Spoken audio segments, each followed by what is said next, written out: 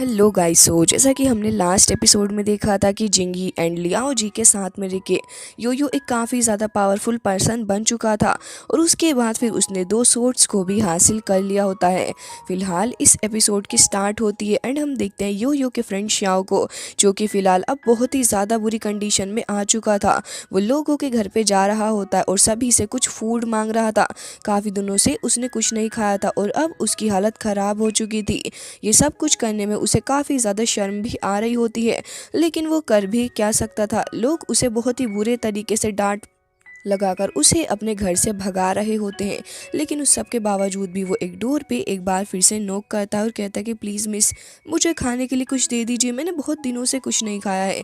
जिसके बाद वो लेडी कहती है कि तुम एक बार फिर से आ गए, क्या तुम्हें बिल्कुल भी शर्म नहीं आती। जिसके बाद वो कहती है कि एक मिनट रुको एंड हम देखते हैं कि वो अपने घर के अंदर जाके वहाँ पे कुछ फूड फेंक के दे देती है उसे। जिसके बाद श्याओ यहाँ पे उसके लिए भी उस लेडी को थैंक्स करता है और फिर अपनी उसी काफ़ी ज़्यादा ख़राब हालत में जाके उसी फूड के पास बैठ गया था। वो तुरंत ही कुछ खाना उठा के खाने लग जाता है और उसके बाद कुछ बचा हुआ अपने बास्केट के अंदर भी डाल लेता है वो।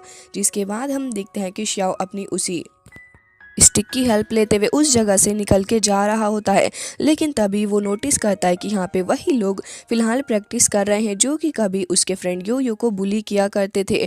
श्याओ की हालत इतनी ज़्यादा ख़राब देख के उन लोगों को एक और चांस मिल जाता है, क्योंकि श्याओ जब बिल्कुल ही ठीक था लोग बुली नहीं कर पाते थे योयो को। जिसके बाद यहाँ पे श्याओ निकलने की कोशिश कर रहा होता है, लेकिन तभी वो बंदा उसे रोक लेता है और कहता है कि तुम तो श्याओ हो ना, तुम काफ़ी ज़्यादा एरोगेंट हुआ करते थे जब तुम ठीक थे। श्याओ को पता था कि उसे इस सिचुएशन से कैसे निकलना है, इसलिए वो तुरंत ही उन सभी के सामने ही एक्सेप्ट कर लेता है और कहता है कि मैं बस एक त्रैश बन के रह गया हूँ, प्लीज़ मुझे यहाँ से जाने दो एंड मैं नहीं चाहता कि अब मैं किसी और से फाइट करूँ, क्योंकि अब तो मैं इस लायक ही नहीं रहा। जिसके बाद वो उनको ऐसे ही झूठा मूठा प्रेज भी करने लग गया था, जिसकी वजह से उस लीडर को गुस्सा भी आ रहा होता है और कहता है कि अब मैं तुमसे कुछ नहीं कहने वाला, लेकिन वाकई में उन दिनों तुमने मुझे बहुत ही ज़्यादा बुली किया। मेरा दिल कर रहा है कि तुम्हें बहुत ही ज़्यादा पीटूं, लेकिन चलो ठीक है, अब जब तुम मुझसे कह रहे हो तो फिर मैं तुम्हें यहाँ से जाने दूंगा, बशर्ते तुम्हें मेरे लेग्स के बीच में से निकलते हुए यहाँ से जाना होगा।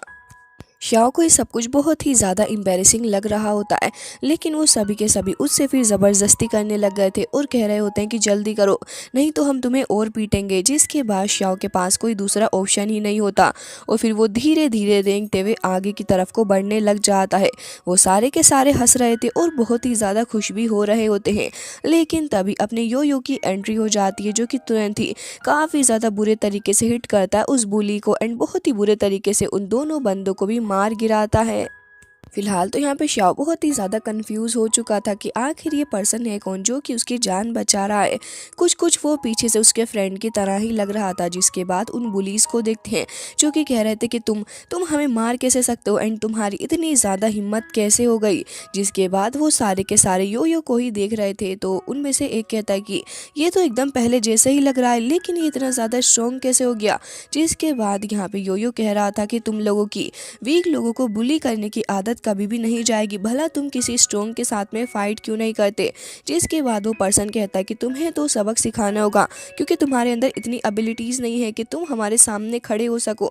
जिसके बाद वो तुरंत ही उसको हिट कर देता है एंड हम देखते हैं कि यहाँ पे योयो बहुत ही बुरे तरीके से पहले उसको मारता है और फिर उसके बाद जब वो दोनों ही बंदे भी आ गए थे तो फिर उन्हें भी वो अच्छे से धोने लग गया था।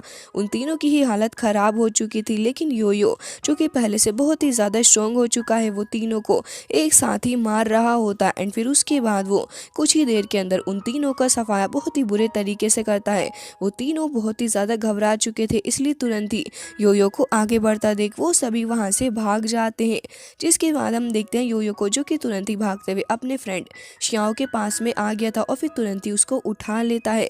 जिसके बाद वो कहता है कि अब तो ऑलमोस्ट एक साल हो गया है तुमसे मिले हुए, तुम ठीक तो हो। ये सीन यहीं पे कट हो जाता है एंड हम देखते हैं कि दोनों ही जंगल के अंदर एक स्टोन से लगे हुए बैठे हुए थे, जहाँ पे श्याओ बताने लग जाता है कि इतना सब कुछ मेरे साथ में हो गया। वैसे तो मैंने तुम्हें ढूंढने की बहुत सारी कोशिश की, पर अफसोस में तुम्हें ढूंढ नहीं पाया। जिसके बाद योयो पूछने लग जाता है कि ज़रा मुझे बताओ कि आखिर तुम्हारे साथ में सिचुएशन हुई कैसे और इसका जिम्मेदार कौन है।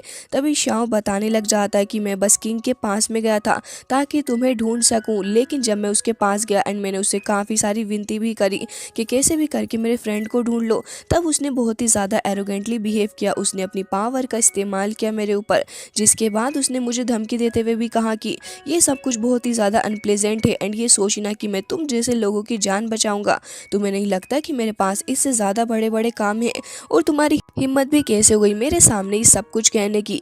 जिसके बाद वो बहुत ही ज़्यादा भड़क रहा था और फिर एक काफ़ी ज़्यादा स्ट्रॉन्ग अटैक के साथ में वो शाओ की लेग के ऊपर अटैक कर देता है, जिसकी वजह से शाओ बहुत ही ज़्यादा दूर जाके गिरता है एंड अब तो वो अपनी लेग के साथ में भी और ज़्यादा डिसेबल हो चुका था। पहले से शाओ ने अपना हाथ खो दिया था और अब लेग, इस वजह से वो बहुत ज़्यादा बुरा फील कर रहा था। लेकिन किंग अभी भी उसको यही कहता है कि आज के बाद मेरे सामने आने की कोशिश मत करना, वैसे मैं क्यों ना तुम्हें मार ही दूँ, यही तुम्हारे लिए सबसे ज़्यादा अच्छा रहेगा, क्योंकि इस तरीके से जीने से तो अच्छा यही है कि तुम मारे ही जाओ। लेकिन तभी शाओ को काफ़ी ज़्यादा डर लग गया था और वो कहता है कि प्लीज़ मुझे माफ़ कर दीजिए, मैं आज के बाद कभी भी ऐसा नहीं करूँगा और ना ही कभी आपके पास आऊँगा, प्लीज़ मेरी जान बख्श दीजिए। जिसके बाद वो बहुत ही बुरे तरीके से गिड़गिड़ाने लग गया था। तो वहाँ पे किंग को तरस आ जाता है उसके ऊपर और कहता है कि ठीक है, जा सकते हो अब तुम यहाँ से।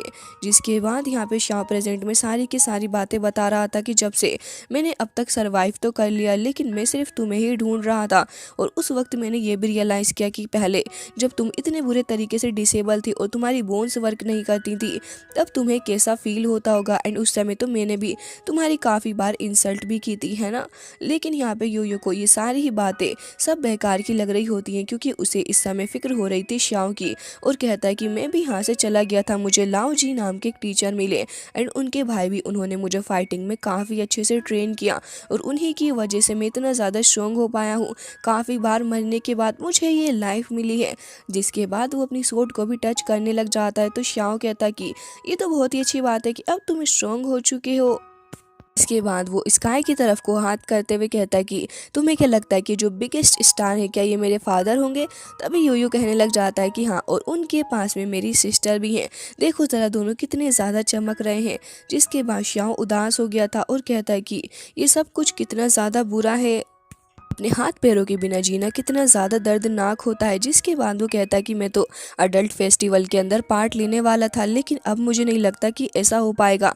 जिसके बाद वो तुरंत ही अपने गले के अंदर तली हुई एक चेन को देखने लग जाता है और कहता है कि बचपन से ही मैंने इसे अपने पास में रखा था, लेकिन अब मैं चाहता हूँ कि तुम इसे अपने पास में रख लो। योयो समझता था कि ये चीज़ श्याओ के लिए कितनी ज़्यादा इंपॉर्टेंट है, तो वो कहता है कि नहीं, मैं भला इसको कैसे ले सकता हूँ। तभी श्याओ कहता है कि तुम इसे क्यों नहीं ले सकते, मुझे कॉम्पिटिशन के अंदर पार्ट लेना था और अपनी ग्लोरी को दुनिया को भी दिखाना था, लेकिन अब जब मैं वहां जा ही नहीं सकता तो इसका क्या ही करूंगा। मैं चाहता हूं कि गिफ्ट के तौर पे मैं तुम्हें ये दे दूं, और मुझे उम्मीद है कि अडल्ट फेस्टिवल के अंदर जब तुम पार्ट लोगे तो फिर तुम ही वो इंसान होगे जो कि विनर होगे।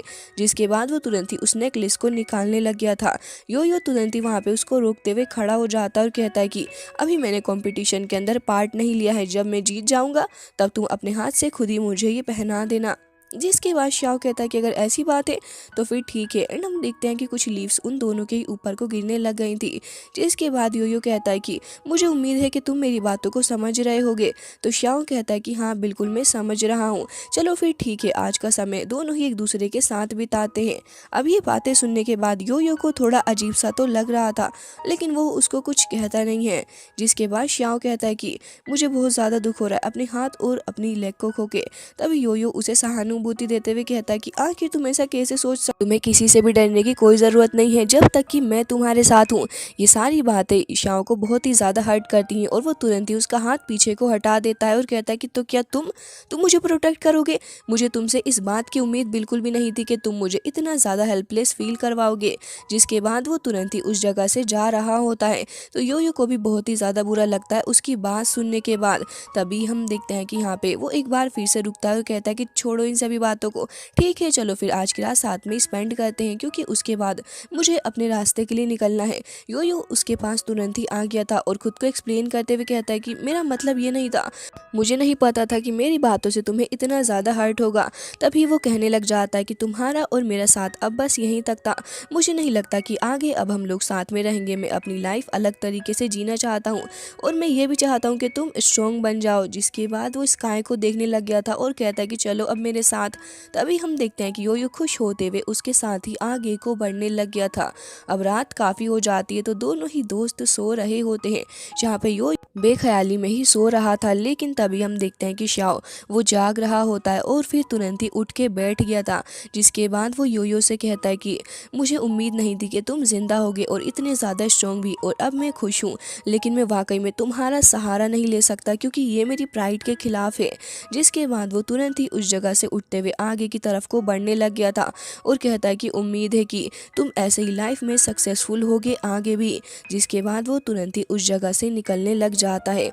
सीन कट हो जाता है एंड हम देखते हैं एक हॉल को, जहाँ पे कुछ बैटल स्टार्ट होने वाली थी। फिलहाल तो ये बैटल होती है अडल्ट फेस्टिवल की, जहाँ पे हर साल ही काफ़ी सारे यंग असुराज आते हैं पार्ट लेने के लिए, एंड जो भी इसके अंदर विनर होता है उसे एक नया नाम दिया जाता है और सारे के सारे लोग भी उसे अप्रूव करते हैं।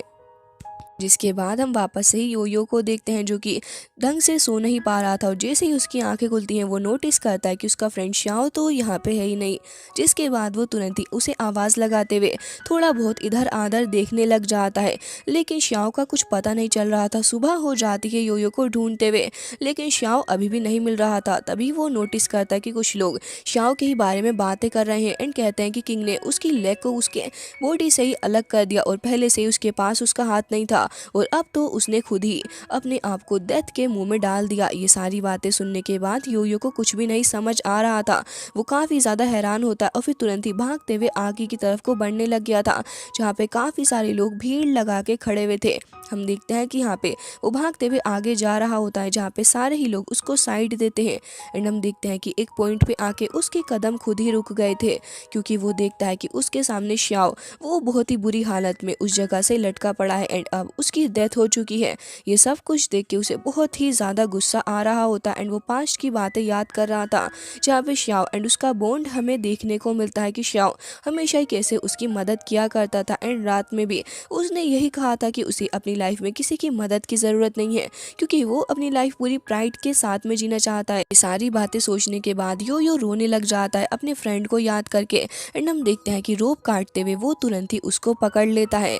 जिसके बाद वो अभी भी रो रहा था और कहता है कि तुम्हें इतना सब कुछ करने की कोई ज़रूरत नहीं थी, ये तुमने क्या है या फिर तुम्हारे साथ ये सब कुछ किसी ने करा हुआ है। जिसके बाद वो तुरंत ही उसके पेंडेंट को पकड़ लेता है और कहता है कि जिसने भी सब कुछ किया है मैं उसे छोड़ूंगा नहीं, और फिर बहुत ही ज़्यादा रोने लग गया था ये कहते हुए कि तुमने हमेशा अपनी लाइफ डिजिनिटी के साथ ही जी है।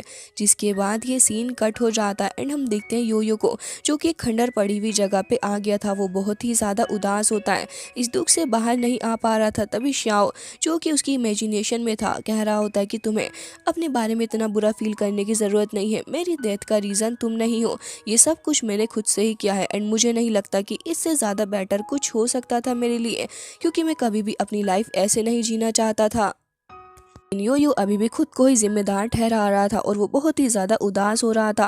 तभी वहाँ पे उसकी सिस्टर भी आ जाती है और कहती है कि आखिर तुम एक बार फिर से कैसे टूट सकते हो, काफ़ी मुश्किलों के बाद तुमने खुद को स्ट्रॉन्ग बनाया था और इतनी आसानी से कैसे हार मान रहे हो तुम। तभी योयो अपना सर पकड़ के रोने लग गया था और कहता है कि नहीं हो पा रहा है मुझसे और ना ही मैं इतना स्ट्रॉन्ग हूँ।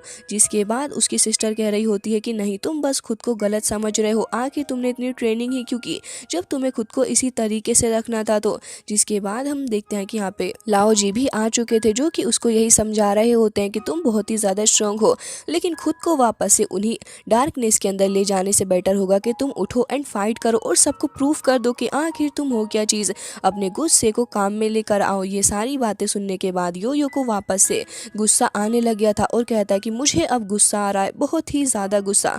जिसके बाद हम देखते हैं कि जिंग ये भी आ गए थे और उसे कहते हैं कि अपने गुस्सा दिखाओ सभी को और ये प्रूफ कर दो कि आखिर तुम हो क्या चीज़, सारे के सारे लोग तुमसे डरने चाहिए।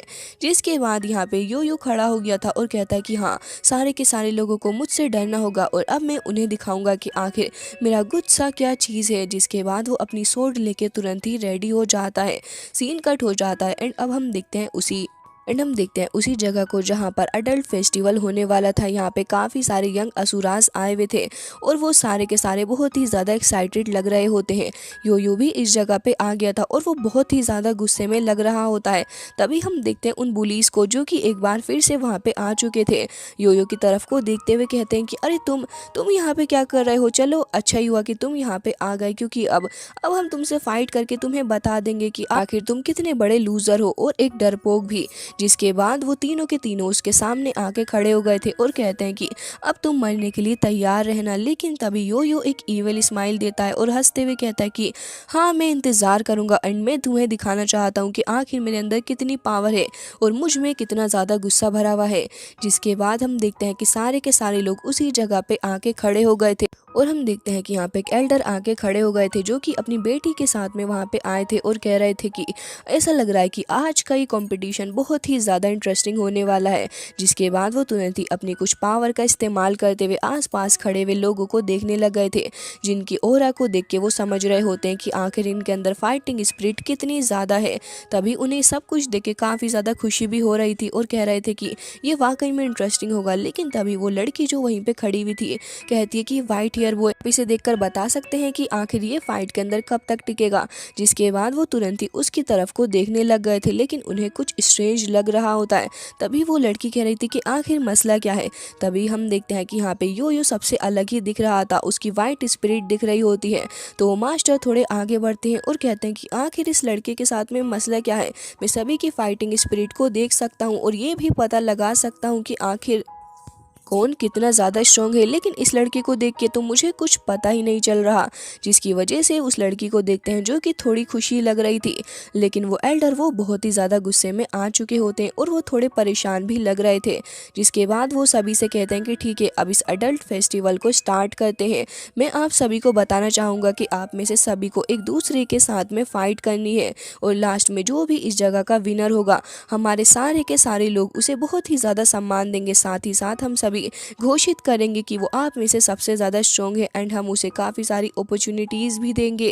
जिसके बाद वो सब कुछ अनाउंस करते हुए कह रहे होते हैं कि ठीक है, अब बस फाइट स्टार्ट होने ही वाली है। लेकिन योयो जिसे बहुत ही ज़्यादा गुस्सा भरा हुआ था, वो अपने हाथों को भींच रहा होता और गुस्से से सभी को देख रहा था।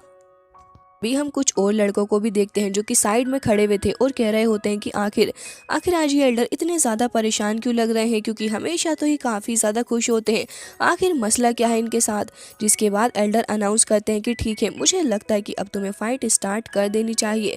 जिसके बाद वो अभी भी काफ़ी ज़्यादा स्ट्रेस के साथ में योयो की ही तरफ को देख रहे थे। तभी उनमें से एक लड़का कहता है कि आखिर इस एल्डर के साथ में मसला क्या है एंड ये लगातार क्यों ही उस जगह को देख रहा है। तभी उसका फ्रेंड कहता है कि मुझे तो लगता है कि इन लोगों के बीच में कोई तो है। लेकिन तभी वो एकदम से शॉक हो गया था और अपनी बात को काटते हुए कहता है कि जरा उधर देखो। तभी हम देखते हैं योयो को जो कि तुरंत ही अपने पैर को जमीन पे पटकता है और उसके बाद काफी सारा ईविल ओरा रिलीज करता है वो। जिसके बाद सारे के सारे हैरान होकर उसी को देखने लग गए थे और उनमें से एक कहता है कि आखिर इस लड़की के साथ में क्या मसला है। लेकिन तभी योयो अपनी दोनों ही स्वॉर्ड को निकालते हुए उन्हें जमीन पे पटक देता है। उसकी बॉडी के अंदर से ढेर सारा ईविल ओरा रिलीज हो रहा था। वो काफी ज्यादा स्पीड के साथ में आगे बढ़ता है एंड उसे देख के कुछ समझ आ नहीं रहा था कि आखिर वो करने की कोशिश क्या करता है। वो पूरे ही ग्राउंड में घूमने लग गया था अपनी स्वॉर्ड के साथ एंड हम देखते हैं कि कुछ सेकंड बाद एल्डर एंड बाकी के सारे लोग उसे ही देखने लग गए थे। सब लोग बहुत ही ज़्यादा हैरान होते हैं एंड हम देखते हैं कि पहले एक बंदे के फेस के ऊपर एक कट लगता है, उसके बाद फिर दूसरा और फिर एक एक करके सारे के सारे लोग उसी जगह पे ढेर हो जाते हैं। इतनी सी देर में उसने सारे के सारे लोगों को मार दिया था, जिसे देख के वो लड़की तो शौक होती है, लेकिन वहाँ पे जितने भी लोग खड़े हुए थे वो सभी और भी ज़्यादा हैरान हो जाते हैं और फिर योयो की तरफ को देखते हुए कहने लग गए थे कि आखिर ये लड़का इतना ज़्यादा स्ट्रॉन्ग कैसे, क्या ये कोई ईविल है। जिसके बाद योयो को देखते हैं जो कि बहुत ही ज़्यादा गुस्से से उन सभी को मार के कह रहा होता है कि तुम में से कोई और भी यहाँ पर मौजूद है जिसे मेरे साथ में फाइट करनी है। जिसके साथ ही एपिसोड हो जाता है यहीं पे एंड। आई होप आपको पसंद आया होगा और इसका नेक्स्ट पार्ट भी आपको बहुत ही जल्दी देखने को मिलेगा हमारे ही चैनल पे, तो प्लीज़ चैनल को सब्सक्राइब ज़रूर से ही कर लेना।